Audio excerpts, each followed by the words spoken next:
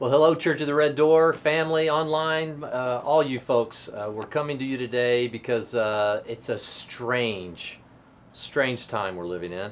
I know many of you have expressed kind of a crippling fear at times with what's going on, obviously, with the coronavirus. Some of your portfolios are going down. You're struggling.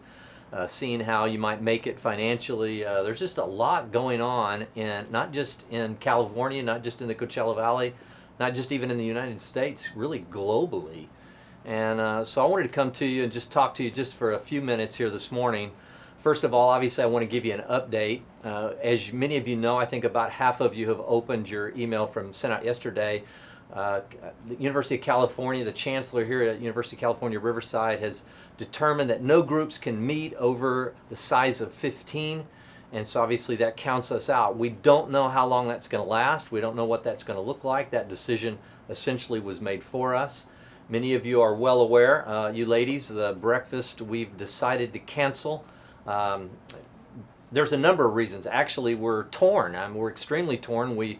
I know Constance spent a lot of time in prayer on this, as we have.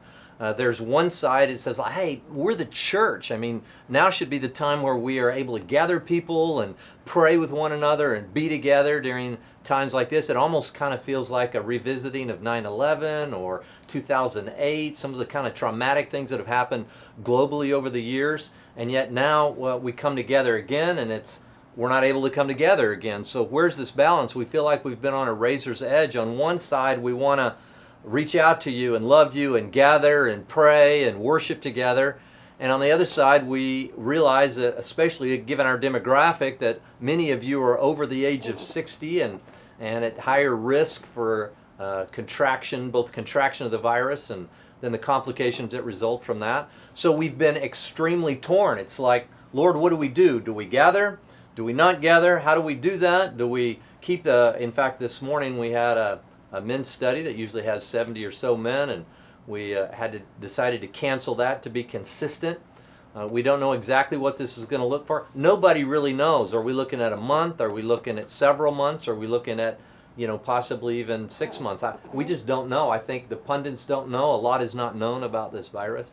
But there are a few things that I want to encourage your heart with. I was thinking this morning about Proverbs chapter 4 and how clear it is. It says, watch over your heart with real diligence, knowing that from it flow the springs of life. Our hearts are strange. It's part of our soul in a sense. And what happens is our heart can begin to fear. Our heart can grab onto these emotions. And we have to be conscious with our heart. I'm encouraging myself as I get up. I said, don't look at the market. Don't look at all the pandemic and all the information. I mean, be informed, but at the same time, spend time in prayer. Spend time in worship. Spend time just declaring that God is in fact an impregnable rock. Declare that God cares, that He's, let all your fear be driven from you, because I'm the impregnable rock. I mean, God over and over says, fear not. I'm thinking about Deuteronomy 31:8, for I'm with you. I'm never going to desert you. Or 1 John chapter 4, where it talks about, perfect love, casts out fear. What does that mean? Well, a loving relationship with your Father, a well-attended to relationship with your Father will give you an eternal perspective. Right now we're gripped with information. We're gripped with every new headline, every new declarative statement made by some pundit that says the world's coming to an end. And this has been going on for thousands of years, and God's people in much dire situation than we even are now. I mean, I think back. I mean, what is it like? What's it been like to be a Syrian refugee over the last, 5 years? What's that like to live in a camp?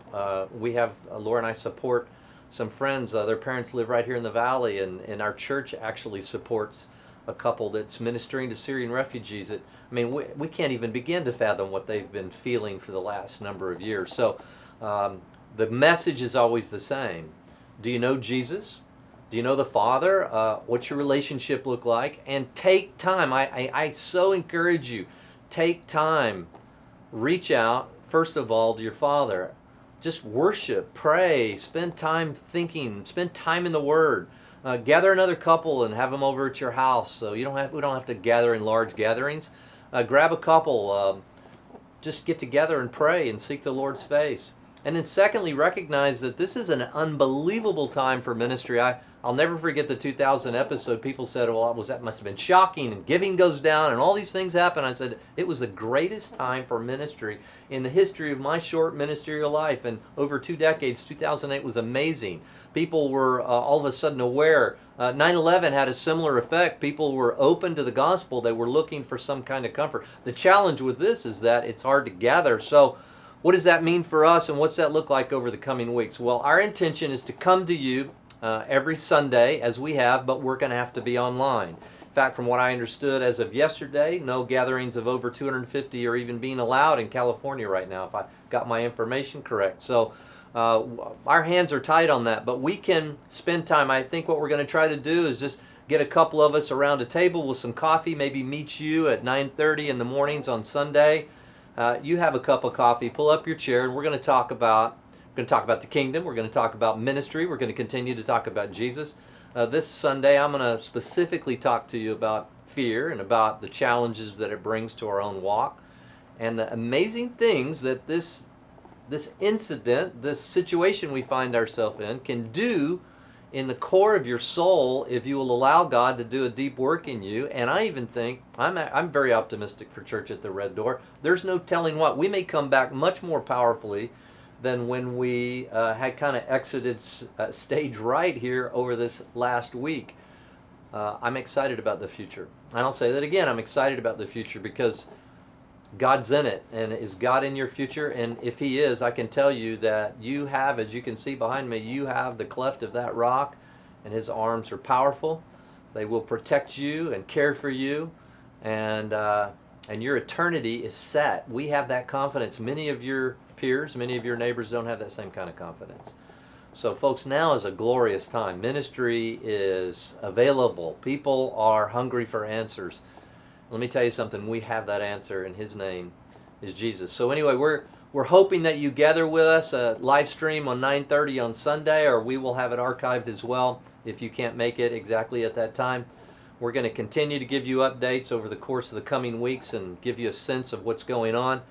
And we want you to know that we love you. We are committed to you. I cannot tell you how much it grieves me that I can't give each one of you a hug this very moment. But you need to know that we care. And Church at the Red Door is there for you. And we expect to continue to stay connected over the coming weeks and months, and know that we are here for you. So anyway, on behalf of the entire executive team and all the staff at Church at the Red Door, we're hoping to see you around a cup of coffee this Sunday at 9:30. We love you so much. Have a great day.